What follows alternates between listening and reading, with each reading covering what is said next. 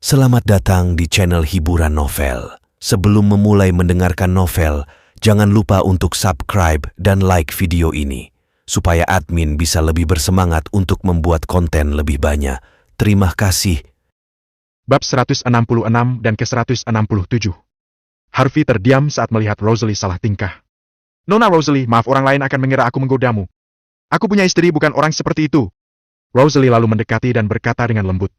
Aku pernah dengar, meskipun kau telah menikah dengan istrimu selama 3 tahun, kalian berdua tidak pernah melakukan hal itu sebelumnya dan bahkan kau belum menyentuh tangannya. Apakah itu benar? Maksudnya hal apa? Harvey bertanya tanpa sadar. Rosalie menginjak kakinya, pipinya merah padam. Yang biasa dilakukan antara suami dan istri. Harvey makin terdiam. Kau, seorang gadis kecil yang murni dan polos, menatapku dengan mata besar itu dan menanyakan pertanyaan kepadaku seperti itu. Aku tidak tahu bagaimana menjawabnya. Namun Harvey merasa tidak berdaya setelah lama ditatap oleh Rosalie. Dia akhirnya menghela nafas dan berkata, "Ya, kau tidak salah." "Bagus." Rosalie berseru lembut. Harvey mengerutkan kening. "Apa gunanya mengetahui cerita memalukan itu? Tolong jangan dibahas lagi." "Baiklah, aku akan menghubungimu jika kakek mau datang. Saat kau punya waktu, mungkin kita bisa makan bersama. Kau tidak akan menolak kan?" Rosalie sangat bahagia saat ini dan bukan lagi wanita yang dingin. Harvey berpikir sejenak lalu tersenyum dan mengangguk. "Baik." Keluarga Neswell cukup berpengaruh di South Slide, terutama Master Neswell. Master Neswell jelas merupakan orang yang pantas untuk berteman dan dia pasti tidak akan membuang kesempatan ini. "Oke, kalau begitu aku akan segera menghubungimu. Aku tidak akan mengganggumu sekarang, ayah." Rosalie mengucapkan kata terakhir lalu dengan cepat meninggalkan tempat kejadian. Harvey menatap punggungnya, tidak bisa berkata-kata. Apa maksudnya jika dia juga memanggilnya ayah di tengah-tengah pertanyaan seperti itu? Harvey bergidik. Dia seharusnya tidak memikirkannya. Ini akan berakibat fatal. Yvonne dan Mandy menatapnya saat dia berjalan kembali ke arah mereka. Harvey mengangkat bahu dan berkata, "Tuan Neswell akan datang ke Newmy. Dia mengundangku untuk bertemu dengannya." Yvonne mengangguk. CEO-nya memang luar biasa, bahkan Tuan Neswell ingin bertemu dengannya. Mandy penasaran tentang itu dan bertanya, "Harvey, kenapa? Apakah karena kamu berhasil mengidentifikasi bahwa Rocky Mountains, Landers Peak adalah lukisan asli?" "Aku pikir begitu." Harvey tersenyum. Yvonne dapat merasakan bahwa Harvey tidak ingin membicarakannya, jadi dia berkata, "Bagaimana kalau aku antar kalian berdua pulang dulu? Aku ada pekerjaan lain nanti, jadi aku tidak bisa makan malam denganmu." Harvey mengangguk dan berkata, "Baiklah, terima kasih atas pertimbanganmu." Yvonne sangat perhatian. Pria yang menikahinya di masa depan akan sangat beruntung. Yvonne berbalik dan tersenyum lalu berjalan menuju tempat parkir. Namun ekspresinya berubah saat dia berbalik. Dia masih bisa menerima Mandy karena dia adalah istri Harvey, tapi bagaimana dengan karakter Rosalie ini? Apakah CEO seorang playboy? Tidak, CEO itu bukan seorang playboy. Dia terlalu baik. Wanita-wanita ini masih ingin mendekatinya meskipun dia sangat rendah hati. Pada saat itu, Yvonne diam-diam bersumpah akan berusaha menjauhkan para wanita genit itu dari CEO-nya. Harvey tidak terlalu banyak berpikir. Dia melihat wajah cantik Mandy setelah masuk ke dalam mobil. Dia sangat senang malam ini. Dia akan tidur di kamar tidur kan? Pikirnya. Di Villa Zimmer. Lillian dan Cecil sudah menunggu di ruang tamu ketika mereka kembali. Kalangan kelas atas tidak sebesar itu. Mereka berdua sudah tahu tentang kejadian di mana Harvey mendapatkan keberuntungan yang luar biasa. Dia bisa memberi Mandy cincin berlian Forever Mine. Cecil adalah orang pertama yang melompati Mandy dan meraih tangan kirinya saat mereka berdua memasuki rumah. Cynthia terus melihat ke kiri dan ke kanan lalu bertanya dengan gembira, "Kakak, ini Forever Mine yang legendaris?" "Iya." Mandy mengangguk sedikit tersenyum bahagia. Harvey tidak hanya menyerahkan Rocky Mountains, Landers Peak untuknya, tetapi dia juga telah mengambil kesempatan untuk mengenal Yvonne, sekretaris CEO York Enterprise. Ini adalah pertama kalinya Mandy merasa suaminya yang tinggal menumpang dapat diandalkan setelah 3 tahun menikah. "Ini diberikan kepadaku oleh kakak iparmu," kata Mandy malu-malu. Cynthia mengerang dan berkata, "Kakak, aku sudah mendengarnya. Si pecundang yang tidak berguna itu kebetulan sangat beruntung. Dia berhasil membeli lukisan terkenal itu hanya dengan $15 dan menukarnya dengan Forever Mine. Apa hebatnya itu? Terus terang, dia hanya memberimu hadiah yang harganya sekitar $15. Kak, kau tidak harus mengubah pandangan tentang dia. Dia hanya seorang pecundang dan itu tidak akan berubah." Lillian pun berkata dengan sungguh-sungguh setelah melihat wajah bahagia Mandy. "Mandy, jangan tergerak karena ini. Juga jangan sombong, Harvey. Apa yang bagus dari hadiah $15? Jika dia membeli cincin berlian ini dengan uangnya sendiri, maka aku akan mengakui kemampuannya, tetapi ini murni keberuntungan. HMP. Mandy, kau masih harus menceraikannya, apa kau mengerti?" Bab 167. "Sudah Bu, hentikan. Kita perlu berterima kasih kepada Harvey karena dialah yang memperkenalkan aku pada Nona Xavier yang membantuku mendapatkan investasi. Mandy memohon. Sungguh? Lillian berseru kaget. Dia selalu mengkhawatirkan investasi, jadi dia berhenti berbicara tentang Harvey karena dia telah membantu mereka. Ya Bu, mari kita istirahat sekarang, oke? Kita akan membahas hal-hal lain setelah aku menyelesaikan semuanya dengan York Enterprise. Kata Mandy menenangkan. Oke, kita akan urus yang penting dulu. Lillian setuju. Lantai belum dibersihkan selama berhari-hari kerjakan. Akhir-akhir ini kau sering pergi keluar, kau pikir ini rumahmu? Lillian mencibir, memelototi Harvey. Ya Bu, mengerti. Jawab Harvey karena dia sudah terbiasa dengan sikap Lillian sekarang. Dia telah melakukan pekerjaan rumah selama 3 tahun terakhir, jadi itu bukan masalah besar baginya. Mandy menatap Harvey dengan tenang selama beberapa saat lalu pergi mandi. Setelah setengah jam, ponsel Harvey berdering. Itu dari Mandy. Harvey, kau mau mengepel lantai? Tidak kelelahan? Kalau lelah kau selalu bisa datang ke kamarku. Mandy tergagap. Sayang, aku tidak lelah. Setelah Harvey sebelum mengerti maksud Mandy. Harvey segera menyesali apa yang dia katakan karena dia mungkin kehilangan kesempatan untuk tidur dengan Mandy untuk pertama kalinya. Dia tidak bisa membayangkan kapan Mandy akan mengajukan tawaran seperti ini lagi. Mandy, jika aku bilang aku lelah, bolehkah aku istirahat? Harvey bertanya malu-malu. Tidak. Mandy memarahi dengan dingin sebelum membanting pintu. Bam. Harvey menatap alat pel dengan sedih. Keesokan harinya, Mandy tiba di lobi York Enterprise dan resepsionis segera menuntunnya ke ruang konferensi. Kali ini, Ivan menandatangani kontrak tersebut setelah setuju untuk mengubah kembali ke kondisi awal, yaitu $50 juta serta permintaan keuntungan yang diturunkan. Mandy menghela nafas lega dan gembira karena dia tahu Harvey telah membawa keberuntungan untuknya. Meski lukisan The Rocky Mountains, Landers Peak benar-benar berharga, yang terpenting bagi Mandy adalah bahwa Limo bisa mendapatkan dana dan tidak bangkrut. Mandy merasa lega saat keluar dari York Enterprise setelah menyelesaikan kesepakatan dengan Yvonne. Sore itu, Mandy menelpon kakek Zimmer dan mengumpulkan semua anggota keluarga Zimmer di villa. Selama beberapa hari terakhir, mereka semua kecewa pada Mandy dan bahkan meremehkannya, berpikir bahwa dia tidak akan bisa mendapatkan kesepakatan. Mereka tidak begitu ingin menghadiri pertemuan keluarga setelah menerima pemberitahuan, tetapi mereka tidak punya pilihan lain. Mandy, kami pikir kau menghilang selama beberapa hari terakhir karena tidak ada satupun laporan kemajuan darimu. Apa yang kau lakukan hari ini? Kau ingin kami memberikan ide-ide atau menyalahkan kami? Zack Zimmer mengejek Mandy dengan kejam. Mandy, kami tidak akan membantumu dalam hal ini karena kakek memberimu tanggung jawab untuk proyek ini. Ya, Mandy, kami juga tidak bisa memberikan bantuan. Kau harus melakukannya sendiri, Mandy. Kerumunan mengabaikan tanggung jawab karena tidak satupun dari mereka yang mampu memikul tanggung jawab jika keluarganya bangkrut. Mandy, aku lihat kau pakai cincin besar di jarimu. Aku mendengar suamimu tadi malam mendapat lukisan terkenal hanya dengan $15. Menurutku, kalian seharusnya memberikan lukisan itu ke Yorks dan tidak menukarnya dengan cincin berlian. Cibir Queen Zimmer. Dia tidak berpikir bahwa Mandy pantas mendapatkan cincin semahal itu. Oh, itu benar. Mengapa kamu tidak memberikan cincin itu kepada Nona Xavier? Itu mungkin memberi kita kontrak. Ya, Mandy. Jangan pelit tentang hal seperti ini. Prioritaskan keluarga dulu, ingat. Benar.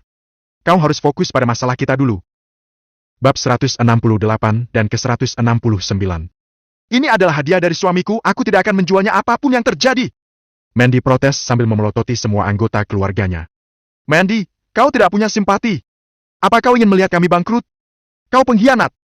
Kami adalah orang-orang yang membesarkanmu. Mereka sangat marah karena mereka mengira akan mendapat kesempatan jika Mandy memberikan cincin itu ke Yorks. Daripada memberitahu istriku untuk mengembalikan cincinnya, mengapa kalian semua tidak memberikan properti kalian ke Yorks? Mereka mungkin memberi kita kesempatan kalau begitu. Kata Harvey sinis saat dia membuka pintu dan memasuki ruangan. Para Zimmer langsung kesal saat Harvey menerobos masuk. Siapa yang mengizinkanmu datang ke pertemuan ini, dasar sampah tidak berharga? Zack berteriak pada Harvey. Aku di sini untuk menyaksikan istriku menjadi manajer proyek baru. Apakah aku mengganggu? Harvey bertanya dengan dingin. Teruslah bermimpi. Kalian berdua akan dikeluarkan dari keluarga jika dia tidak bisa mendapatkan kesepakatan, jadi jangan terlalu percaya diri, kalian tidak berguna. Zack tertawa mengejek. Bam. Kakek Zimmer membungkam Harvey dan Zack dengan membanting meja. Cukup! Tidak bisakah kalian berdua bersikap baik? Mandy, ceritakan kemajuannya. Aku sudah menyelesaikannya. Jawab Mandy yakin. Setelah melihat Harvey, Mandy langsung merasa lebih percaya diri entah mengapa. York setuju untuk mendanai kita sebesar $50 juta. Tadi aku coba ceritakan semuanya, tapi semua orang sangat emosi memberikan komentar. Kata Mandy sinis. Apa? Kau menyelesaikannya? Zack bertanya ragu. Dia tidak percaya bahwa Mandy telah menyelesaikan masalah meskipun ditolak beberapa kali. Meskipun itu adalah kabar baik bagi Zimmer, itu tidak terlalu menyenangkan bagi Zack karena kakek Zimmer telah menjanjikan posisi manajer proyek untuk proyek pusat perbelanjaan Zimmer kepada Mandy jika dia berhasil. Proyek tersebut sangat menguntungkan, yang berarti Mandy akan mendapatkan posisi yang lebih tinggi dalam keluarga jika dia berhasil melakukannya. Mandy, aku harap kau tidak mencoba menipu kami. Kami tahu bahwa kau sering ditolak oleh Yorks, bagaimana mungkin kau menyelesaikan semuanya secara tiba-tiba? Seorang wanita tiba-tiba bertanya. Wanita itu ada di pihak Zack, jadi dia tidak percaya bahwa Mandy mampu menangani masalah tersebut. Mengapa aku harus melaporkannya padamu tentang bagaimana aku menyelesaikannya, Yuna? Jika aku ingin membodohi kalian semua, mengapa aku harus mengadakan pertemuan ini? Menurutmu aku akan bercanda tentang hal seperti ini di depan kakek? Mandy menjawab dengan marah karena tuduhan Yuna Zimmer. Setelah mereka mengatasi kekagetan mereka, para Zimmer tampak bahagia. Tentu saja, karena mereka semua akan mendapat keuntungan jika York setuju mendanai Zimmer. Kamu tidak mengecewakan kami, Mandy. Kerja bagus. Seperti yang pernah aku katakan sebelumnya, kau adalah harapan keluarga kami. Setelah melihat kemampuanmu, kami tidak perlu khawatir. Keluarga Zimmer tiba-tiba mengubah pandangan mereka terhadap Mandy. Mandy kecewa dengan perilaku berubah-ubah mereka akan memujinya hanya di saat situasi menguntungkan mereka. Mereka juga tak segan-segan menyalahkannya jika situasinya memburuk, belum lagi orang-orang seperti Zack dan Sean yang selalu berusaha membayangi dan merendahkan dirinya. Meskipun Mandy berhasil, ekspresi Zack menjadi sangat gelap karena dia tidak akan mendapatkan keuntungan jika dia tidak mendapatkan proyek tersebut. Jangan terlalu bangga, Mandy. Geram Zack pelan karena kakek Zimmer masih ada. Mandy bahkan tidak peduli tentang Zack saat dia menyerahkan kontrak yang ditandatangani kepada kakek Zimmer. Mandy, karena kau tidak mengecewakanku, aku akan memberikan apa yang kujanjikan. Kau sekarang bertanggung jawab atas proyek pusat perbelanjaan dan aku berjanji untuk tidak mengganggu keputusanmu mulai sekarang. Kakek Zimmer memuji Mandy dengan senyum lebar di wajahnya. Tidak masalah kakek. Aku sudah punya rencana untuk proyek ini. Menurut Yorks, dana akan ditransfer ke rekening kita sore ini dan mereka akan mendanai proyek ini melalui cicilan 6 bulan yang berarti sekitar 7,6 juta dolar per bulan. Kata Mandy, menjelaskan metode pendanaan Yorks kepada kakek Zimmer. Tidak masalah. Kakek Zimmer menjawab dengan puas. Dengan pendanaan dari Yorks, Zimmer tidak akan mengalami masalah dalam berbisnis dengan perusahaan lain. Akan sangat merepotkan jika Zimmer menghadapi masalah dari dua arah. Kontrak yang dibawa Mandy langsung menyelesaikan masalah terbesar Zimmer. Bab 169. Kakek, aku ingin meminta sesuatu. Karena kita tidak punya banyak waktu tersisa, aku berencana untuk memulai konstruksi besok, jadi aku ingin memilih seseorang yang dapat dipercaya untuk mengawasi proses konstruksi. Kata Mandy kepada kakek Zimmer. Tentu, pilih siapapun yang kau mau. Kakek Zimmer menjawab dengan mudah. Kakek, aku memilih Harvey. Mandy menyarankan dengan ragu-ragu saat dia melihat ke arah Harvey. Mandy mulai berpikir bahwa Harvey dapat diandalkan, jadi dia ingin memberi Harvey kesempatan untuk mempelajari bagaimana rasanya bekerja di garis depan. Kakek Zimmer mengerutkan kening atas permintaan Mandy. Mandy, kau pikir kau bisa mengontrol segalanya tentang proyek ini? Ini bahkan bukan asetmu. Kau ingin membiarkan orang tak berharga ini mengawasi konstruksi? Siapa yang akan memikul tanggung jawab jika dia bermasalah? Zack berteriak, nada cemburu terdengar jelas. Kakek sudah mengatakan bahwa aku yang bertanggung jawab atas proyek. Siapa kau beraninya menolak? Mandy menjawab dengan tegas. Mandy, jangan bilang kau berencana menyabotase aset kami. Memiliki salah satu dari kalian sebagai manajer proyek dan yang lainnya sebagai supervisor proyek. Tidak sulit bagi kalian berdua untuk mengambil beberapa juta dolar dari proyek ini. Zack menuduh dengan dendam. Kakek, kau seharusnya tidak setuju dengan ini. Orang itu orang luar. Zack terus menolak. Kau! Mandy marah karena Zack menuduh orang lain atas sesuatu yang padahal ingin dilakukannya. Kakek Zimmer masih bimbang karena dia tidak bisa memutuskan mana dari cucunya yang harus dia dukung. Meskipun dia lebih mencintai Zack, Mandy lah yang mendapatkan kontrak itu. Dia ingin di pihak Zack, tetapi dia juga takut proyek tersebut akan menghadapi masalah. Hentikan kalian berdua. Mandy, karena kau bertanggung jawab atas proyek tersebut, kau harus mengawasinya dari waktu ke waktu dan siapkan supervisor profesional jika diperlukan. Karena proyek ini melibatkan masa depan keluarga kita, aku sarankan agar kita memberikan tugas itu pada para profesional. Kakek Zimmer menggunakan keluarga sebagai alasan untuk menolak permintaan Mandy. Mandy sedikit kecewa ketika menyadari kakek Zimmer telah diyakinkan oleh tuduhan palsu Zack. Dia menyetujui saran kakek Zimmer karena memegang proyek lebih penting saat ini. Hah! Sampah itu mengira dia bisa menginjak kepala kita dan mendapatkan keuntungan, sungguh konyol. Zack mencibir dengan penuh kebencian. Aku tidak tertarik mengawasi proyek, kata Harvey langsung karena dia sudah cukup sibuk dengan urusan York Enterprise. Dia datang hari ini karena dia mengkhawatirkan Mandy. Ya? Untuk apa di sini? Jangan kira aku tidak tahu apa yang kau rencanakan. Bahkan jika Mandy entah bagaimana menjadi ketua perusahaan, kau akan tetap menjadi peliharaan Zimmer. Zack berteriak sambil membanting meja. BRAK? Harvey mengambil asbak dan memukul kepala Zack karena komentarnya yang tidak menyenangkan. Dia tidak ingin berdebat dengan Zack lagi. Aduh! Zack melolong kesakitan, terlihat seperti akan menangis sambil memegangi kepalanya. Harvey telah bertingkah cukup kasar akhir-akhir ini, apa dia punya masalah? Sudah cukup! Kakek Zima meraung. Kakek Zima sudah kecewa pada Zack karena dia hampir tidak memberikan kontribusi apapun, itu hampir sampai pada titik di mana dia mempertimbangkan kembali pewaris sah dari Zima. Melihat kakek Zima tidak berbicara padanya, Zack tidak senang. Sean, sebaliknya juga khawatir karena kakek Zima akan berubah pikiran dan tidak mengakui Zack sebagai pewaris sah Zima. Anggota Zima lainnya juga tampak khawatir ketika mereka mulai bertanya-tanya apakah Mandy akan menjadi pewaris baru.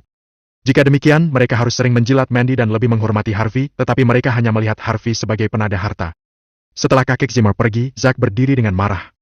Kalian berdua macam-macam denganku, lihat saja! Zack mengancam sambil memelototi Mandy. Mandy kaget dan heran, sementara Harvey bahkan tidak minat melihat Zack. Istilahnya, dia bahkan mampu mengambil segalanya dari Zack tanpa mengeluarkan keringat. Bab 170, 171 dan ke-172.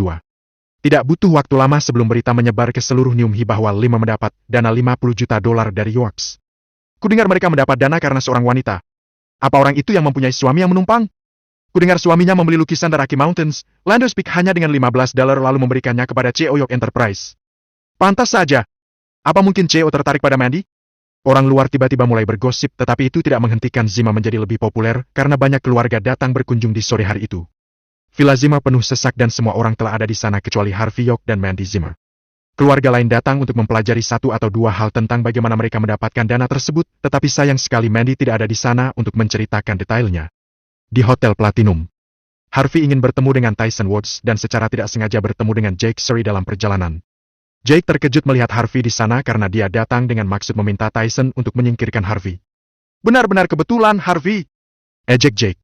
Dia masih belum bisa melupakan penghinaan yang dia hadapi di rumah lelang, sayangnya dia masih sangat tertarik pada Mandy. Karena itulah dia datang untuk meminta Tyson mematahkan kaki Harvey. Apa kunjunganmu hari ini untuk menyingkirkanku? Harvey bertanya sambil menyeringai, saat itu juga Tyson keluar dari kamar.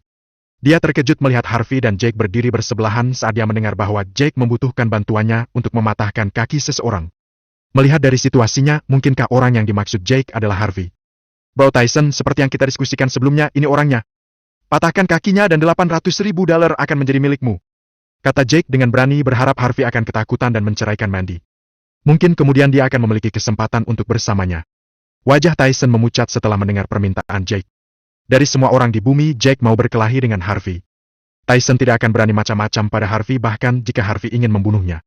Hanya yang mengenal Harvey lah yang tahu betapa kuatnya dia sebenarnya. Seorang anak dari Surrey memintanya untuk mematahkan kaki Harvey. Tyson ingin langsung membunuh Jake.